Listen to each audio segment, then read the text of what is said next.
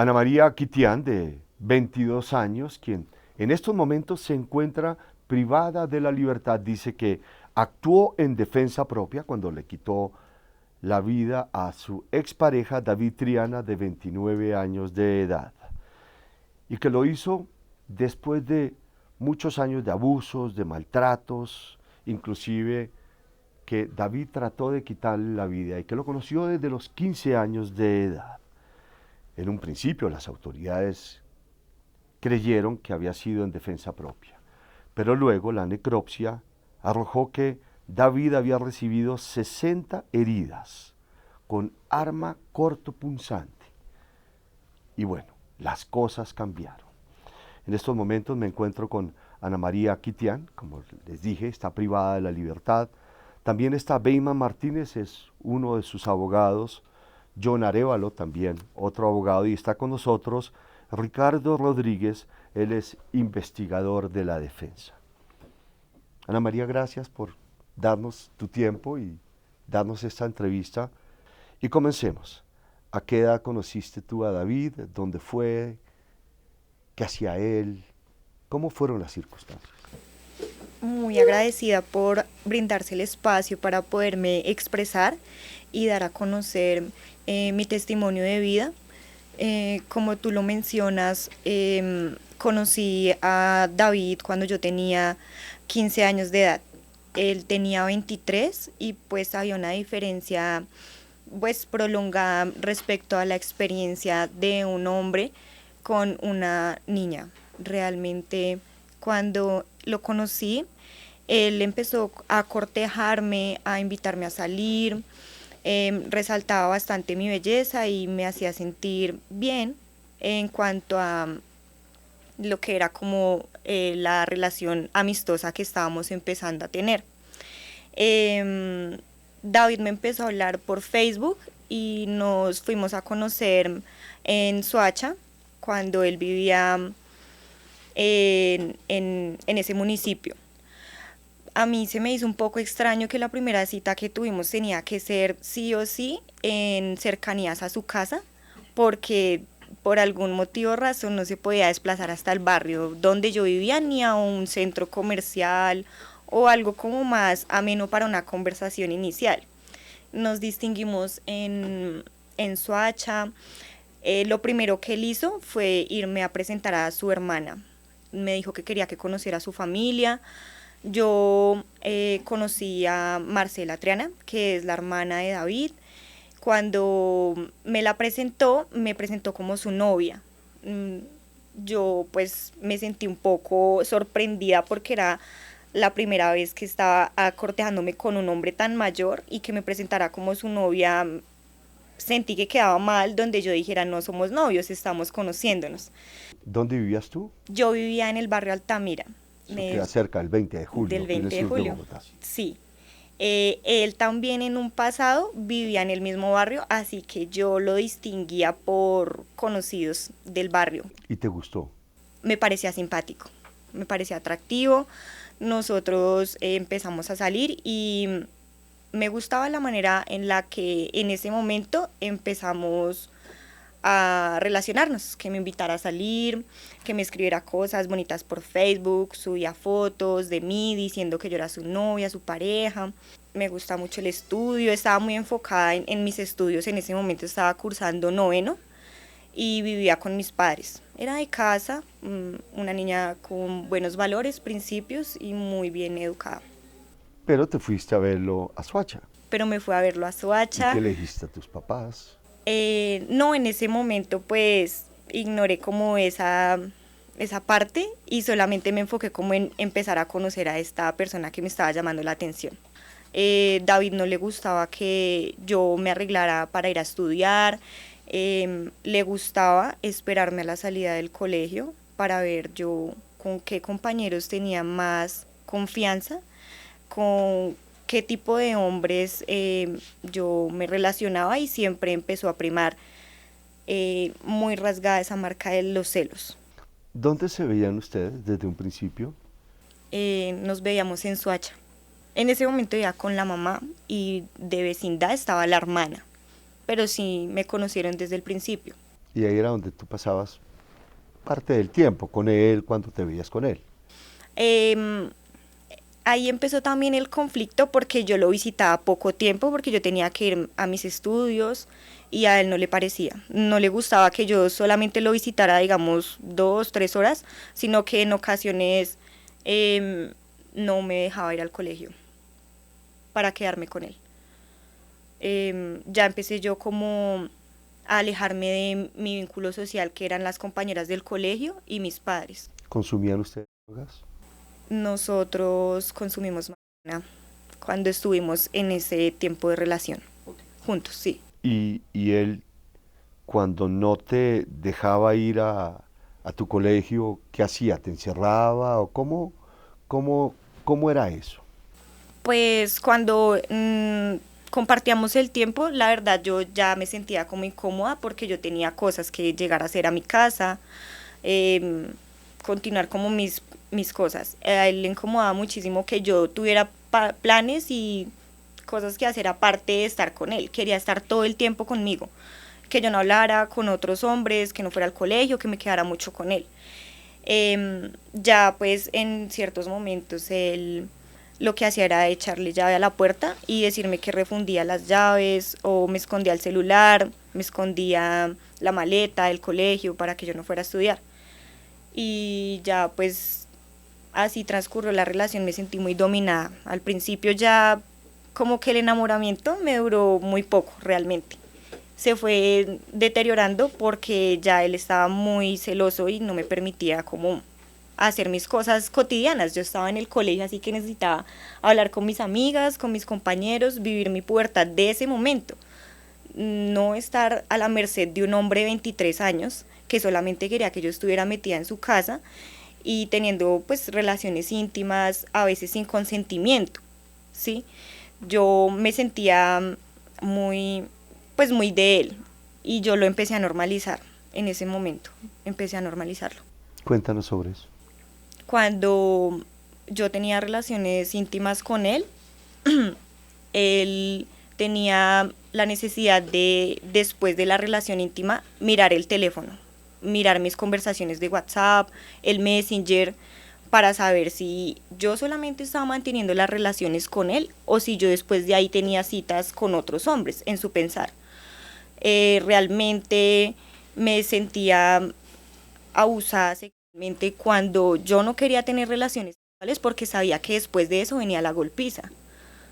Eh, en ocasiones me rompió la ropa interior y me rompió mis prendas de vestir para que yo no terminara esa relación sexual y quedara pues completamente vulnerable para que él abusara de mí. ¿Él qué hacía? Él hurtaba las pertenencias de las personas. A él le gustaba robar y también expender drogas. En su hacha lo hacía y después de que empezó a salir conmigo, se iba al barrio donde yo vivía y, como decía, raptaba como otros chicos para su beneficio y ponerlos a expender. Él tenía un expendio de bazuco en el barrio Quindío, cerca Era a un la Altamira. jíbaro. Él era un jíbaro, sí. Expendía, consumía y hurtaba pertenencias. ¿Y por qué salías con un jíbaro? No sé, realmente considero que en mi inocencia con 15 años y experimentar como un mundo de cosas diferentes con un hombre de 23 que me llevaba a una discoteca, que me llevaba a lugares donde yo sola nunca hubiera podido entrar, como que abría mis ojos a un mundo completamente diferente y sentirme protegida por él, porque él era el malo, porque él era el que todos respetaban, el que nadie tocaba, pues que iba a ser así conmigo. En mi adolescencia, entre las chicas del barrio, por decirlo así, eso era lo que se veía. Los chicos malandreando, las chicas, pues, cuál es la que está como con el más malo, el más respetado. Entonces ella era la mujer del tipo que es más respetado, por decirlo así. Más respetado, pero decías que te agredía para marcar territorio. Y él me decía que yo era suya. Eh, con las prendas de vestir también me sentí muy intimidada con mi parte sexual, así que decidí como alzar como la voz a denunciar estos hechos de violación. ¿Dónde denunciaste? En comisaría de familia de, de Palo Quemado. Esa fue tu primera denuncia. ¿Hubo otras denuncias? Bueno, cuando yo tenía 16 años, yo quedé en embarazo de David, pero no fue un embarazo planeado y tampoco fue deseado porque fue en una de esas agresiones sexuales que él tuvo contra mí. Yo quedé embarazada y yo le dije a él que estaba esperando un hijo de él. David estaba en ese momento prestando el servicio militar y por lo cual pues él dijo que ese hijo pues no iba a aceptarlo, que no iba a conseguir pues de que mientras él estuviera allá yo posiblemente haya conseguido ese hijo con otro hombre. Él le echaba la culpa a compañeros de mi salón, inclusive en ocasiones él llegó a acecharme a la salida del colegio y habló a compañeros de mi curso por el hecho de hablarse conmigo.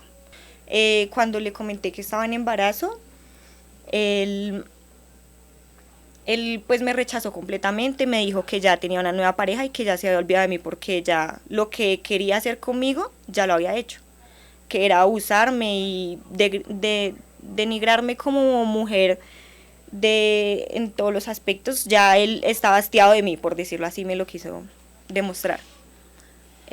Yo decidí pues tener mi hija y afrontar la consecuencia y pasar a lo que pasara, estar junto a ella. No me importaba si él no quería aceptar, si mi familia lo rechazaba, si tenía que afrontarlo sola, no me interesó y yo decidí continuar con mi embarazo.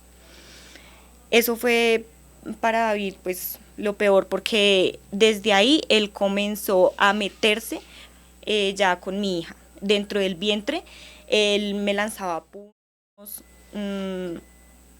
en ocasiones también estuve encerrada en su casa y su mamá y su hermana tenían conocimiento de que yo estaba dentro de esa casa contra mi voluntad, de que yo gritaba y pedía que me sacaran de ahí. Pero David o sea, las manejaba ellas con el terror, las intimidaba.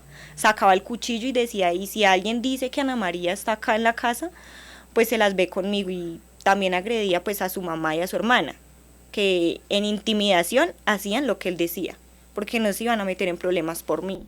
¿Y cuántos días te tuvo, cuánto tiempo te tuvo encerrada? Ellas me culpaban y decían que todo eso que a mí me pasaba era culpa mía solamente, que porque yo era la que iba hasta la casa y que yo voluntariamente entraba y tenía o sea, el acercamiento hacia él. Pero tú sí ibas donde él.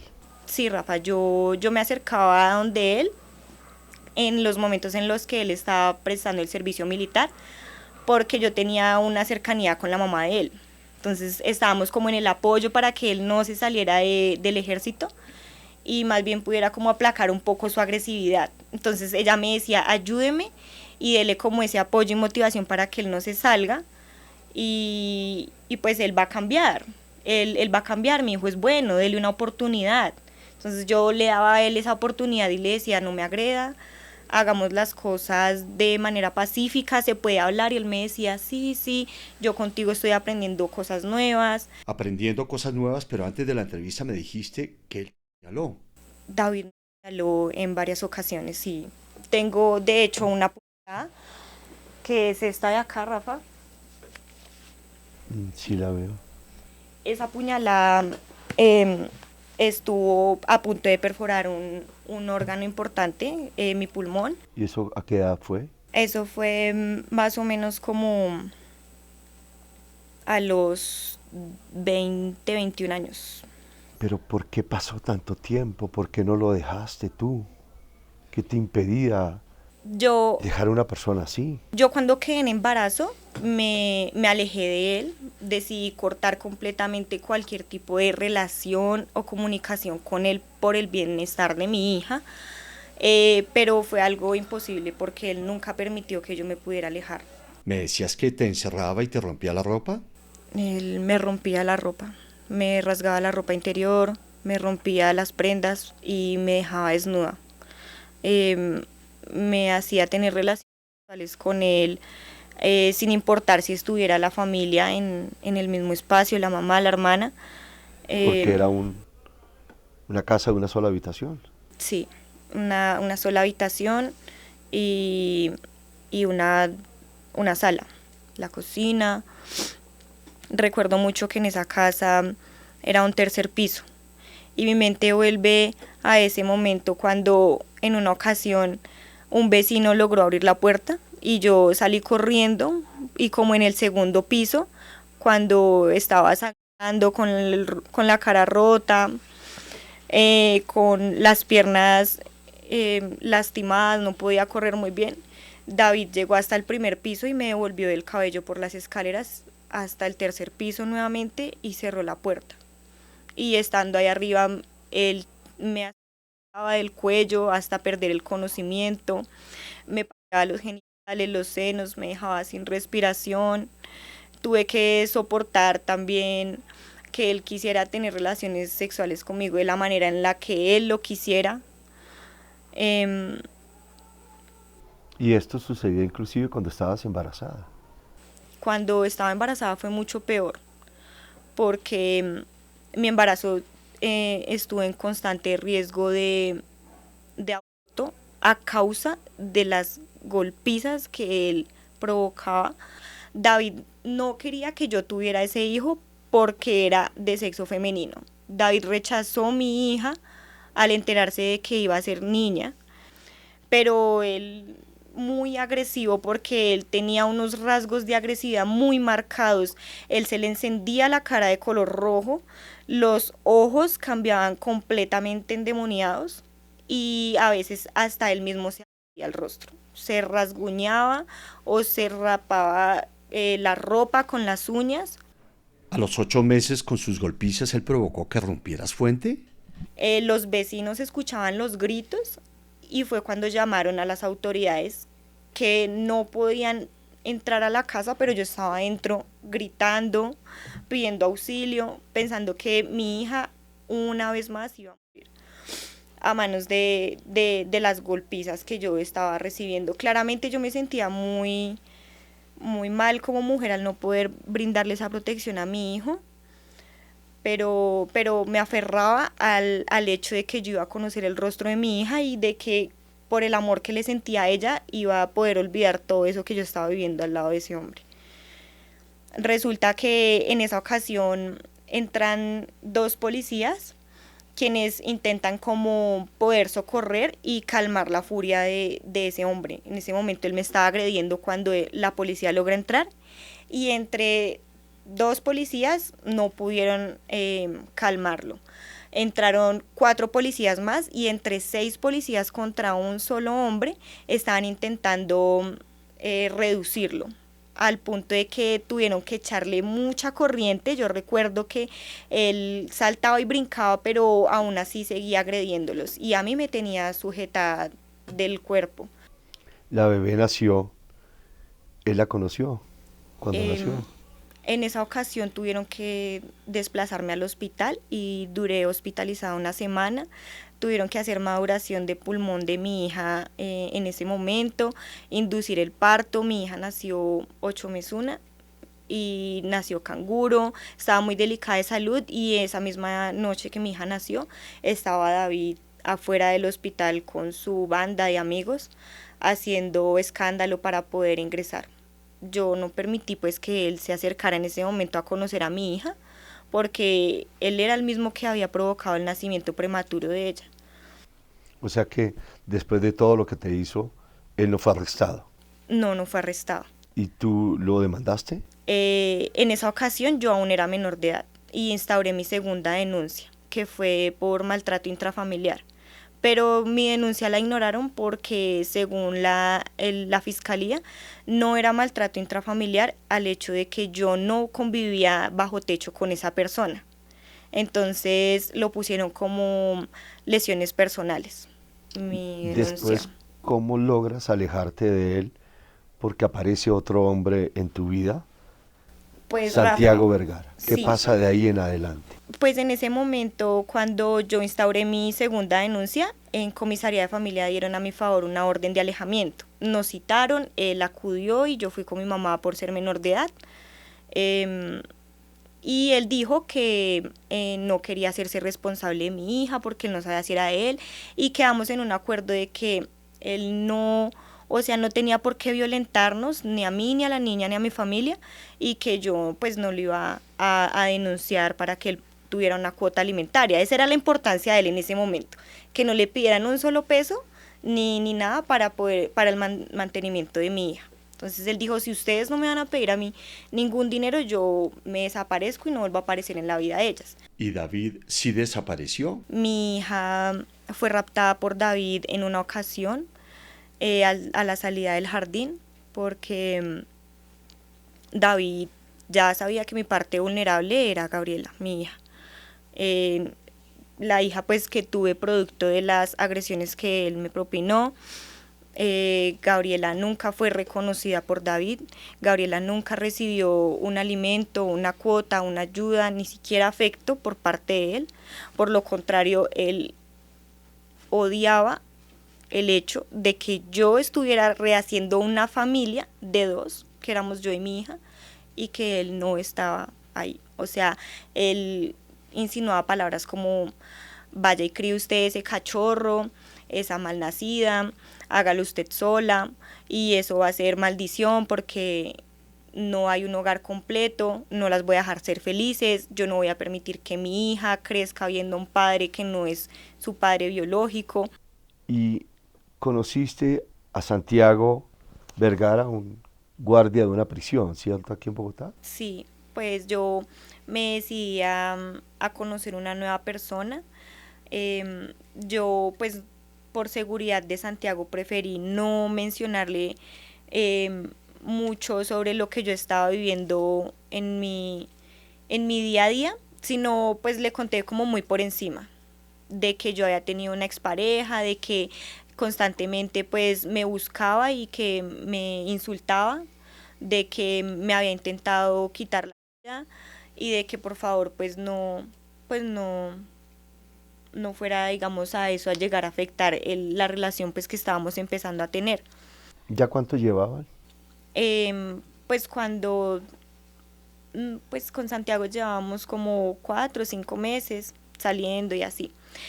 Santiago pues se tomó como en un papel protector, entonces él llegaba en las mañanas para acompañarme al trabajo y a llevar a la niña al jardín.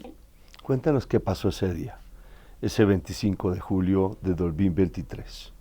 Como te comento, Rafael tenía orden de alejamiento, no se podía acercar a mí y él lo que hizo fue comunicarse intermedio de su hermano. De sus familiares siempre era la manera en la que él trataba de llegar a mí. Em, yo no tenía contacto alguno con él porque yo realmente sentía mucho miedo por las capacidades que él podía lograr a tener con lo que tenía a su alcance. ¿Él por qué llega a tu casa? Él me comunicó por medio del Messenger, por medio de Messenger de su hermano, él me comunicó. ¿Qué te Eh, dijo? Me dijo que quería verme, que quería hablar conmigo, pero yo le dije que no se acercara a mí, de que él no tenía nada que hablar conmigo y que por favor no me fuera a molestar. Yo me negué en ese día que él insistió para ir a verme. En ningún momento yo lo cité como pretenden mostrar. Yo, por el contrario, siempre lo mantenía alejado de mí, pero él llegó a mi casa ese día, sin que yo le haya permitido pues acercarse como solía hacerlo. ¿A qué hora llegó? Mm, Más o menos desde que llevé a la niña al jardín, como 8, 8:30 de la mañana, empezó la comunicación constante a acercarse. Y en una de esas comunicaciones que me hizo ese día, me dijo que él estaba cerca a mi casa. Eso fue lo que yo le escuché. Yo le dije no se acerque, porque yo estaba en esa ocasión con Santiago, como solía ser de costumbre. ¿Él cómo llegó ahí? ¿Él sabía dónde vivías tú? Lo que pasa es que el hermano vive muy cerca de mi casa, entonces él hacía la excusa de que es que estoy donde mi hermano, entonces voy a pasar a saludarla, pero él lo que hacía era pasar ronda muy seguido.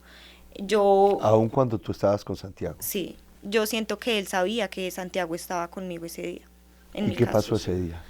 Él se acercó, fue a mi casa, él empezó a golpear, a chiflar y yo lo que hice fue abrir la puerta, como por el miedo de que él fuera a romper los vidrios, a cocinar un escándalo o inclusive esperarme para agredirme. Yo abrí la puerta y él en ese momento me empezó a comentar de que quería volver a tener una relación amorosa conmigo, de que quería estar junto a mí, que su mamá lo había echado de la casa. Recuerdo que yo le dije pues que no me interesaba tener ningún tipo de relación con él y empezó a consumir cocaína. Él sacó de su bolsillo, empezó a consumir cocaína y cuando sintió mi desprecio, como de que no le gustó alguna reacción mía, de que no quise como abrirme amorosamente hacia él, él se desconoció completamente y se transformó en lo que solía hacer cuando me maltrataba. ¿Y qué hizo? Él sacó un cuchillo y pues me violentó nuevamente, me agredió. Me sentí muy asustada, invadida del miedo de que una vez más tendría que vivir un episodio de esos violentos. Me llené muchísimo de miedo y recuerdo por lapsos de lo que pasó ese día. Pero finalmente terminó, Rafa, en que el defender mi vida me acarrió grandes consecuencias porque ahora estoy siendo pues juzgada de la manera más cruel y fuerte al haber intentado salir viva en esa ocasión, defender la vida de mi hermana. ¿Qué recuerdas tú? Él te trata de agredir o él comienza a agredirte. No, ¿Y es qué horrible. pasó contigo?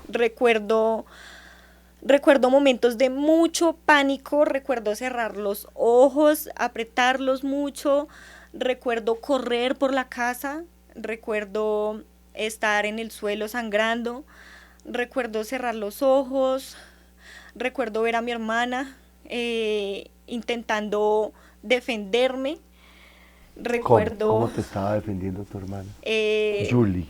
realmente es que son lapsos lo que tengo en mi mente. Entonces, dentro de como de una agresión, al intentar defenderme, recuerdo que me apuñaló las manos y mi hermana estaba en ese momento empuñando un arma cortopunzante. Recuerdo cerrar mis ojos y defenderme a como fuera y salir viva de esa casa. Eso es. ¿Y tú tenías también un arma cortopunzante? ¿Recuerdas eso?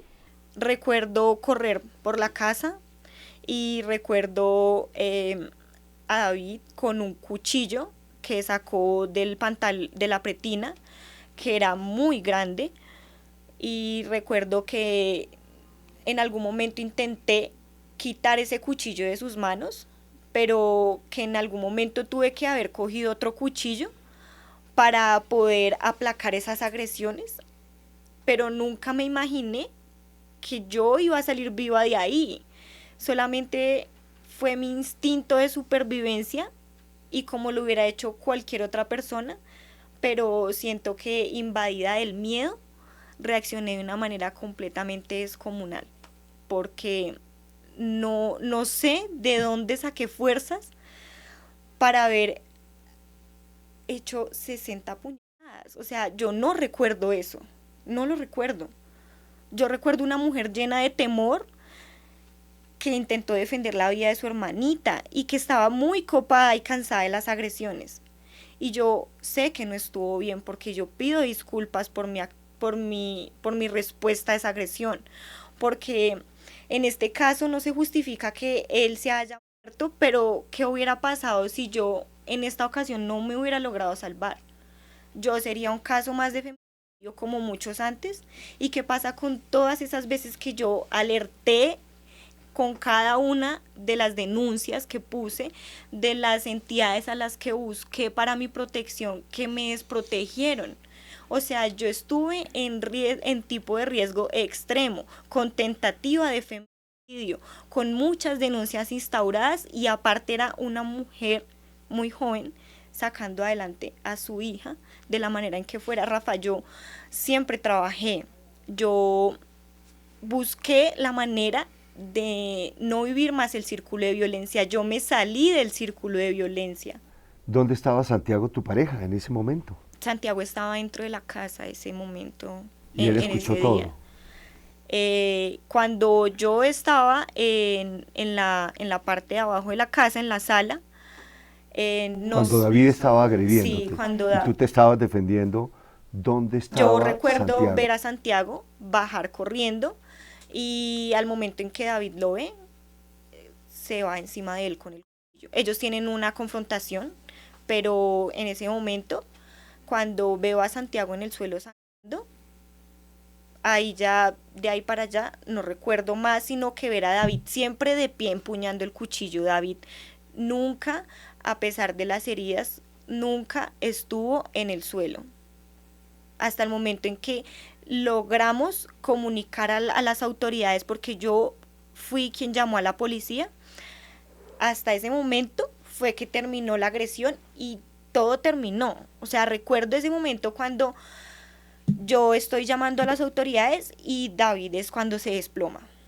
David nunca se mostró indefenso, David estaba bastante drogado, tenía mucha cocaína en su cuerpo y eso lo hacía ser más hábil, más agresivo. Mm, o sea, él estaba herido, yo estaba herida, pero estaba más asustada yo. O sea, él se mostraba en una pelea como si fuera con otro hombre, como si eso fuera una discusión por, mejor dicho, defender su vida, ¿sí? Pero yo no, o sea, no recuerdo en qué momento, ¿Santiago también tenía un cuchillo en ese momento, para yo, defenderse? yo la verdad lo que recuerdo son lapsos. Entonces yo recuerdo ver a Santiago en la confrontación con David. ¿Pero era Y a David puño o siempre tenía también empuñó un... cuchillo. Perdón? David siempre empuñó cuchillo en toda la confrontación. ¿Y Santiago? Santiago en algún momento se lo quitó. Y eso es como lo que recuerdo. ¿Y tu hermanita Julie? Pero en el momento en que se lo quitó fue ya cuando la agresión terminó. O sea, fue cuando todo terminó, ¿sí? Eso es lo que O sea que recuerdo. él no... O sea que Santiago no apuñaló a David. O sea, lo que te diga del momento en que estaban pasando las puñaladas, lo que te diga es mentira porque yo solamente recuerdo cuando él se desploma al piso. ¿Y Julie, la participación de tu hermanita de 15 años? Mi hermanita.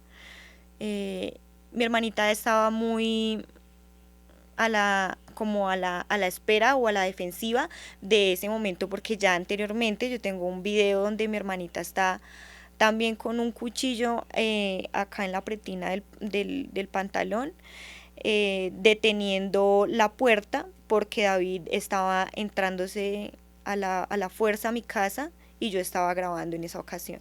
Entonces eso ya había pasado anteriormente, sí, eso ya había pasado anteriormente y mi hermanita era quien salía como a la defensa de su hermana. Ella O ya sea también que cansada de es ver. posible que tu hermanita también haya empuñado un cuchillo en ese momento. Seguramente. Los familiares de él, hay versiones que dicen que ustedes lo citaron a él y que tenían planeado esto. Rafa, yo quisiera que la persona a la que está saliendo a dar esas declaraciones o dando esas historias mostrara una sola prueba, pero nunca lo ha hecho, porque no hubo una citación. Y yo sí tengo la prueba donde yo le digo a él que no se acerque a mi casa, que no tiene nada que hacer porque él ya tiene su restricción y que no tiene permitido acercarse. Yo sí tengo evidenciados los chats donde yo me niego completamente. Hay versiones que indican que Santiago participó de esto, de participó en quitarle la vida a David y que fue planeado.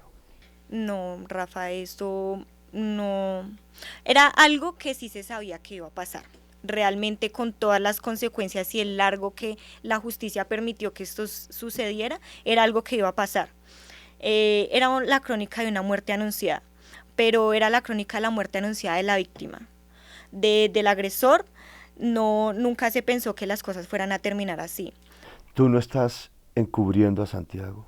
No, Rafa, yo siento que en este momento quiero es dar mi testimonio de vida, quiero es hacerlo por mí, por mi hija y no tengo la intención como de maquillar nada de lo que a mí me pasó, porque tengo pruebas de cada una de las cosas que yo he mencionado y que voy a dar a conocer a las personas para que mi testimonio tome fuerza. También hay versiones de que le clavaron a David un puñal en la nuca, en la espalda. Sí, dentro de las valoraciones que tuvo por parte de medicina legal, eh, llegó al hospital con una lámina incrustada. Eh, Según me comenta mi papá, ese cuchillo había quedado la noche anterior eh, al pie de donde él hace los arreglos de la moto. Era un cuchillo el cual no tenía cacha porque, o sea, tenía la cacha pero desempachada. Era un cuchillo que estaba ahí para hacer unos arreglos de la moto, pero realmente no recuerdo el haber tomado, digamos, el arma y dejarla clavada en esa parte. O sea, no Se recuerdo. necesitaría, también dicen, la fuerza como de un hombre, como una persona más fuerte que tú. Y por eso se habla de la posible participación de Santiago. En ese caso, pues como el cuchillo no empataba con la lámina, eh, pues pudo haber sido también con una fuerza de cualquier tipo para que se haya quedado la lámina ahí incrustada. Tú no estás encubriendo a Santiago. No, de hecho nosotros tenemos procesos completamente apartes, jurídicamente. Él está demostrando su participación y está dando su declaración y su versión ante la fiscalía, y por mi parte yo también estoy dando mi, mi relato de lo que ocurrió en esa casa. Como te digo, por parte de mis relatos no se puede, digamos, como sacar mucho porque mis lapsos son momentáneos de lo que recuerdo. La fiscalía le imputó a Santiago Vergara el delito de homicidio simple y a ti te imputaron el delito de homicidio agravado y tortura y uso de menores para la comisión de delitos, porque supuestamente estabas utilizando a tu hermana para que te ayudara a cometer el delito. Pues supuestamente me culpan de haber instrumentalizado y organizado pues, la muerte de esa persona. Me culpan de haber utilizado a mi hermana para concretar eso. Em, Realmente yo siento que mi hermana también se encuentra muy afectada por todo lo que tuvo que vivir, pero que ella actuó en instinto de protección hacia su hermana, como pues ya anteriormente ella lo había hecho. Mi hermanita desde muy pequeña había tenido que tener que guardarse un cuchillo, empuñarlo y mostrarle a él de que yo no estaba sola y de que me iba a defender. Entonces, en esa ocasión, mi hermanita, como anteriormente lo había hecho, actuó a defensa mía. Por mi parte, de las acusaciones que hace la fiscalía, como el hecho de la tortura, es algo que no cabe, digamos, que incluir, porque en una agresión que pasa tan rápido, no, o sea, no cabe una tortura. Yo a ese hombre, con la fuerza que tenía, con lo drogado que estaba y con lo rápido que sucedieron las cosas, en ningún momento pues, lo torturé o me presté para que eso sucediera. Ahorita pues me están culpando como una depredadora completamente, me ven como una asesina, me ven como, si lo pueden, me ven como una mujer bastante con muchos alcances para haber logrado y planeado y orquestado todo esto, pero realmente pues no es así. El contexto real es que fue una agresión que ocurrió donde yo me copé de los momentos donde recuerdo las agresiones, el maltrato, todo lo que él me había hecho, y intenté defender mi vida sobre lo que fuera. Entonces yo no siento que sean justos conmigo en esta parte de acusarme completamente por hechos donde yo solamente defendí mi vida. Estabas llena de ira por todo lo que había pasado durante todos estos años. Yo creo que de ahí fue donde saqué la fuerza para empuñar ese cuchillo y lanzarlo. La ira y los recuerdos de todo lo que me había hecho. Pero en un principio él era mucho más grande que tú. En ese momento siento que estaba más grande yo con todos los motivos que perseguían mi cabeza para sobrevivir y salir viva porque ya estaba muy cansada. Paso a que cuando te acusan de homicidio agravado y tortura y el uso de menores para la comisión de un delito, tú huyes de las autoridades. ¿Por qué? En un principio, cuando ocurrieron los hechos dentro de mi casa, yo me quedo pues a disposición de la fiscalía y demás. Al hospital llega un investigador como a hacerme preguntas, comentarme que él había fallecido. Recuerdo yo que en ese momento me habían aplicado un medicamento para tranquilizarme y yo en ese momento le relaté a él lo que había ocurrido dentro de la casa tal cual como pasó, pero él primero me escucha y luego empieza a hacer anote. Entonces, cuando empieza a redactar todo lo que yo le mencioné, él lo acomoda según entendió, no según lo que yo le estaba diciendo. De esa manera, la fiscalía después me comunica para que yo dé un interrogatorio voluntario, porque yo no estaba vinculada dentro del proceso investigativo. Yo misma me acerco a la fiscalía a hablar con el fiscal, a mencionarle de que yo necesito dar a conocer lo que en realidad ocurrió, que por favor me escuche, que estos fueron unos hechos donde nada fue planeado, que yo tengo derecho a la defensa. Entonces que así mismo como voy a colaborar con la justicia, espero se me tenga en cuenta pues todo el proceso anterior que yo llevaba con ese sujeto.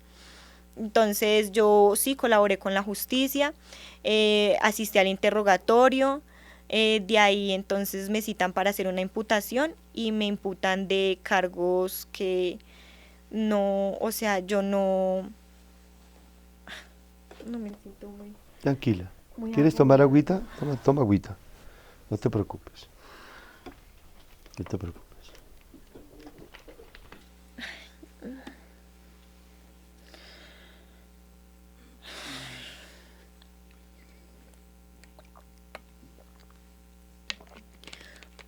mucho, Carlos, para ti son injustos, no más. Sí, es que Carlos. no me hallo, o sea, no, es muy duro hablar de esta mierda estando acá.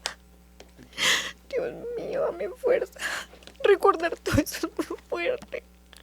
Me da mucho miedo todavía acordarme de esto. Me dan ganas de ir a buscar a mi mamá y llorar allá en la casa. Ay, Dios. Es que no quiero como verme débil ni nada de eso, pero estoy muy asustada recordando todo eso.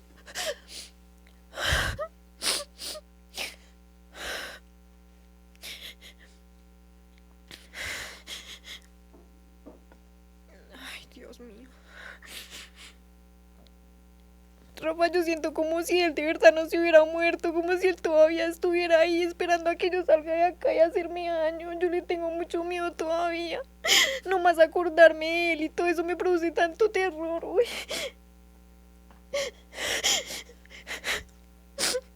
Es que yo de verdad no sé cómo yo pude haber salido viva de ahí, Dios mío. Eso fue muy horrible. Y no hallo palabras como expresarlo. No sé cómo. A ella le imputan el delito, o los 3 delitos, y le imponen una medida de aseguramiento. Es ahí donde ella decide pues no presentarse y pues decide andar en la clandestinidad. ¿Sí? No fue que en el momento ella se presenta, llega a sus interrogatorios, que los da voluntariamente, pero pues luego ya cuando llega una formulación de imputación tan fuerte como esta, pues le imputan estos delitos y también obtiene pues una medida de aseguramiento en contra de ella, pues es cuando decide de una u otra forma pues fugarse. En pocas palabras, ya es cuando ella pues la encuentran en la ciudad de Bogotá, pero prácticamente esto fue de 4 meses, 3, Sí. 4 meses la fuga. Ella no, si hubiera querido de pronto fugarse y no responder, pues se ausenta totalmente de la ciudad porque hubiera tenido los medios, pero pues por la necesidad económica que ella tenía en su momento, el peso económico de la niña, la manutención de la niña, es que decide buscar un trabajo pues en un centro muy concurrido aquí en Bogotá, en el centro, en San Andrés del San José. Es cuando la ve un tercero, la reconoce y pues llega a su captura. te fuiste para San Andresito de San José con tu hija? Me fui a trabajar allá para poder seguir sustentando a mi hija, porque a pesar de que yo estaba en la clandestinidad, con el proceso jurídico, yo seguía con la manutención de mi hija, yo seguía estando ahí para ella. Hasta el último momento lo estuve y lo seguiré estando, porque yo estoy viva y estoy acá es por la fuerza y el amor que siento hacia ella. No la quiero desproteger, no la quiero dejar. Siento que si causé algún mal al haberme defendido y al haber primado mi vida, lo voy a pagar. Pero deseo que no sean tan severos conmigo, de que no me castiguen con la dureza con la que lo están haciendo, sino que sean un poco compasivos con mi pena, porque yo sé que lo que ocurrió hay que pagarlo, ¿sí? Hay que afrontarlo. Estoy dispuesta a hacerlo, pero no con la dureza con la que me están tratando. Porque yo no soy una delincuente, porque yo nunca en mi vida me voy a volver a ver en un hecho así, y siento que también tienen que ser un poco condolientes conmigo, porque yo soy una mujer que durante muchísimo tiempo estuvo buscando la protección de alguna manera acá en Colombia y no se me fue brindada. Entonces no siento que deberían ser tan duros conmigo. No siento que sea justo. Rafael, yo creo que es importante aclarar que desde un momento ella acudió a la fiscalía, es decir, desde que muere el señor David Triana, ella se presenta a la fiscalía a contar su historia. Pero según nos cuenta ella, le decían, no, acá no venga a contar lo que pasaba antes, dígame qué pasó solo ese día. Eso, desde el punto de vista jurídico, pues es, digamos que una contravención a los convenios y tratados que ha firmado Colombia, donde se ha comprometido a tomar medidas para que el contexto de violencia de género pues no se presente. Y en ese orden de ideas, pues la Fiscalía, cuando aborda estas investigaciones, se sugiere que no tome el caso solo desde lo que pasó ese día, que murió una persona desafortunadamente, sino que tiene que mirar, venga, ¿qué pasó antes? Porque es que la agresión que sufría Ana María, y no solo Ana María, sino las 4 mujeres que vivían en esa casa, que era la mamá, la hermana y la hija, pues era constante. Lo que ella dice es cierto, no es, o a ella la están queriendo ver como si se hubiera enfrentado con otro hombre en igualdad de fuerza, en igualdad de condiciones. Entonces lo que exige la estricta legítima defensa, que es que haya una inminencia en la agresión, que haya una proporcionalidad, pero en este caso ella está en una agresión permanente, todo el tiempo estaba bajo agresión, todo el tiempo estaba sometida, y eso no lo tuvo en cuenta la Fiscalía y no lo ha tenido en cuenta hasta ahora. Doctor Ricardo Rodríguez, usted que ha sido investigador, ¿ustedes pueden sustentar todo lo que tiene que ver con las quejas y todo lo que llevó a cabo Ana María ante los diferentes lugares y cómo nada de eso fue atendido? Sí, Rafa. El doctor Martínez, quien lidera la investigación, vio a bien reunirnos, y al momento de recepcionarle la diligencia de entrevista a Ana María, tuvimos la fortuna de que ella tenía todo documentado. Ella lo tenía. Tenía todos los antecedentes cuando se acercó a la comisaría de familia y los pronunciamientos que hubo allí. Es decir, si hubo alguna sanción, si fue arresto. Porque cuando ella habla de preso o que captura, lo que existía era ese pronunciamiento por parte de la comisaría de familia, quien se pronunciaba por esas agresiones. Y es ahí donde nos damos cuenta, producto de estas reuniones que teníamos, que jamás la protegieron. ¿Ustedes van a ir a juicio, doctor, o piensa llevar a cabo un preacuerdo con la Fiscalía? Si a nosotros la Fiscalía nos adecúa la imputación que ella se le hizo en su momento, nosotros estaremos pensando en un preacuerdo, y es totalmente clara en el sentido de que hay que pagar el error que se cometió, pero no excesivo. Que se reconozca qué fue lo que sucedió, que se sepa en contexto esa violencia de género que ella sufrió en su momento. Perdón, doctor, ¿por qué habla de error si fue en defensa propia? Bueno, yo Y dentro del equipo de trabajo, yo siempre he sostenido la tesis de que ella actuó en legítima defensa, que considero que, como le decía hace un rato, que la Fiscalía ha cometido un error al manejar el caso de manera aislada y no valorar el contexto de violencia de género. ¿Por qué? Porque una mujer, cuando acude a todas las entidades, cuando hace todo lo que formalmente le dicen que tiene que hacer para protegerse y esas autoridades no la protegen, cuando ella sabe que está en peligro su vida, la vida de su hija, de su hermana y de su mamá, pues la única vía que le queda es defenderse. Y cualquier ser humano que ve amenazada su vida o la de un ser querido, pues lo más normal es que se defienda quitándole la vida a la otra persona, que fue lo que pasó acá. Acá lo que llama la atención, que me llamó la atención desde un principio, es actuar en legítima defensa, pero que una necropsia encuentre que hubo 60 heridas, ahí uno comienza a decir, ¿será que sí? Claro, Rafael, no olvidemos el evento que ella nos acaba de contar, de cuando llegan 6 policías a tratar de reducirlo y no logran reducirlo. Era una persona extremadamente violenta, fuerte, y aparte de eso, que cuando estaba bajo el influjo de alguna droga, como nos lo narró ella, pues que aumentaba esas capacidades. Entonces, si nosotros hacemos una evaluación de cómo se comportaba esa persona en esos eventos, donde 6 policías no logran reducirlo, pues podría uno llegar a explicar por qué la cantidad de heridas no lo redujeron. Sin embargo, pues también, si uno ahonda en la necropsia, pues de toda esa cantidad de heridas, solo 2 o 3 tenían de pronto la capacidad de reducirlo. De resto eran heridas superficiales. Ana María, ¿ustedes no lo citaron a él? Rafael, yo nunca, en ningún momento, pensé de que ese evento iba a ocurrir en esa ocasión. Yo no premedité ni planeé nada de eso. Yo ese día tenía que llegar a mi trabajo con mi horario cotidiano. Yo tenía unas horas a mi favor, que eran 2 horas de mi horario laboral, de las cuales mi horario cotidiano se corrieron 2 horas, pero tenía que presentarme en el punto de trabajo donde yo llevaba asistiendo 1 año y medio. Yo no tenía comunicación con él de ninguna manera.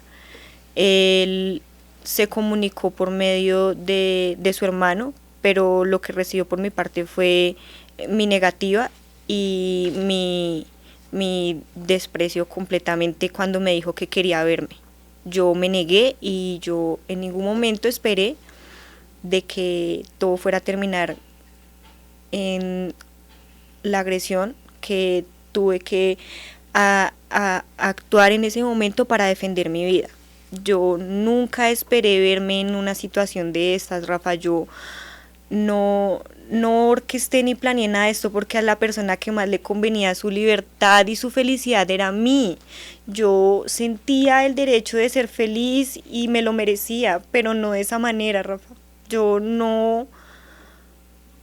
nunca esperé que eso hubiera terminado de esa manera. Más bien sí creo que él tenía planeado llegar a mi casa a agredirme, porque si solamente quería hablar conmigo, ¿por qué llegó con un cuchillo en la pretina? Porque llegó a mi casa sabiendo que no podía acercarse a mí. ¿Por qué nuevamente intentó violentarme? ¿Por qué tenía que seguir ocurriendo esto sin que nadie le pusiera un alto?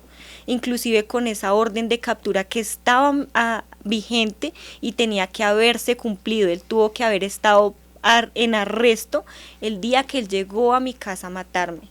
¿Tú no estás encubriendo a Santiago? No, Rafa, para mí lo más importante de todo esto es que se me permita, como te digo, mi libertad y mi felicidad, y eso no va con mentiras. Yo estoy yendo completamente con la verdad y con pruebas de todo esto. Tengo entendido que Santiago está buscando un preacuerdo con la Fiscalía. Sí, señor, nosotros sabemos que Santiago está buscando un preacuerdo. En días pasados tengo entendido que le aplazaron la audiencia de verificación del preacuerdo. ¿Y Hasta el ahí va el preacuerdo proceso. que indica? ¿Él va a delatar a alguien? No, el preacuerdo que él hace, lo que él me ha comunicado y hemos tenido contacto con la defensa de él, es que exclusivamente la aceptación del cargo de homicidio simple para obtener el 50% de rebaja de la pena. Rafael, yo creo que respecto a lo que preguntabas hace un rato sobre si citaron a David a esa casa, yo creo que si vemos los hechos podemos de pronto hallar una respuesta aparte de lo que dice Ana María. ¿Quién tenía la necesidad de buscar a quién? Ana María ya estaba rehaciendo su vida con otra pareja, con su hija, con su trabajo. ¿Para qué buscaba a David? No tenía necesidad de buscarlo. David Triana siempre, de lo que hemos escuchado acá, Ana María, muchas cosas que incluso ni siquiera yo había escuchado, siempre vivió en la casa de la mamá, al resguardo de la mamá y de su hermana, incluso para cometer sus atrocidades. La mamá decide ponerle fin a la convivencia con él. Le entrega una carta, un documento escrito que tiene la defensa, que tenemos nosotros, que no nos habían descubierto y que obligamos a que nos lo descubrieran. Entonces, una ¿Y qué persona, dice? la mamá le dice que le da 2 días para que se vaya de su casa, pero con él ya no puede vivir más, que no puede convivir con él, con su propio hijo. Entonces, si uno hace un análisis de eso, pues quien tenía la necesidad de buscar a Ana María era él. Y Ana María nos dice, él llega y me propone que ya ahora sí se va a portar bien, que va a comprar unos electrodomésticos para que se vayan a vivir juntos. Pero si analizamos eso, entonces vemos, la mamá ya decide que no va a vivir con él más en su casa, lo echa de su casa. ¿A quién puede buscar que de pronto le dé la seguridad de que es una persona que sí trabaja, que sí va a tener un lugar donde vivir? Pues Ana María, va y busca a Ana María y trata de convencerla de que reinicie en su vida. Es decir, quien tenía la necesidad de buscar a Ana María era David, no Ana María como lo están haciendo querer ver. Y aquí hay algo importante que quiero resaltar, es que la misma familia del hoy Oxiso la pone en alerta y le dice, cuídese, váyase, porque él la va a matar. No lo estamos diciendo y no lo vamos a poder sostener, sino nada más ni nada menos con los chats de esa persona, la hermana del hoyo Oxiso, que le dice, Ana María, cuídese porque donde él la vea la mata. O sea que ellos, la misma familia, sabía la intención que él tenía. La intención era cegarle la vida. Y lo que dice Ana María, y me uno a ella, es que si no hubiera sucedido lo que sucedió, Ana María sería una cifra más de feminicidio. Y sería una cifra más para estar en estadísticas. Porque Ana María acudió a todas las entidades, a todas y cada una de ellas, y no recibió una sola respuesta. Una respuesta contundente, digamos, por parte de la Fiscalía con respecto a las investigaciones de tentativa de feminicidio. Al contrario, eran archivadas. ¿Por qué se archivaron? Porque no eran las lesiones que se pretendían hacer valer, o de pronto las circunstancias para poderlo tipificar como una tentativa de feminicidio, sino unas lesiones y cierre y archive y vámonos. Pero ella siempre estuvo en peligro. Aquí sí podíamos decir que era ella o era él. Y el resultado fue, pues desafortunadamente fue él, lo que ella misma dice, para poderse defender y defender a su pequeña. Para terminar, ¿cuánto hace que no ves a tu hija? Hace como 4 o 5 meses no veo a mi hija. Y ella no tiene a nadie más. Mi hija está desprotegida, mi hija está esperando que su mamá continúe con la crianza. Mi hija me necesita, Rafael. Yo quiero salir de acá para continuar mi vida junto a ella. No quiero más dolor, merezco ser feliz. Merezco estar junto a mi hija. No la veo hace 4 meses, no sé de ella. No ha sido posible porque en el lugar donde estoy recluida no ha sido posible una visita. Y todo esto lo hago por salir a estar con ella, Rafa. Por eso estoy acá haciéndomela fuerte y sacando todo este dolor que siento durante muchos años de silencio, con mi corazón y mi cuerpo quebrantado de todo este paso tan difícil. porque ese agresor me arruinó mi vida, porque ese agresor arruinó la vida de muchas más mujeres, porque era un hombre que estuvo en la cárcel, porque salió y nada le impidió continuar haciendo de las suyas, porque hay más mujeres que espero se unan a mí y ayuden a dar ese testimonio de vida. Porque no es justo, Rafa, no es justo. No es justo que no se me dé ese derecho a ser feliz junto a mi hija. Gracias, Ana María. Gracias. Gracias por tu tiempo. Muchas gracias. Gracias por escucharme. brindarnos este espacio. Muchas gracias a ti. Doctor, gracias. Muchas gracias a ustedes. A usted, Rafael, gracias, muy amable. Gracias,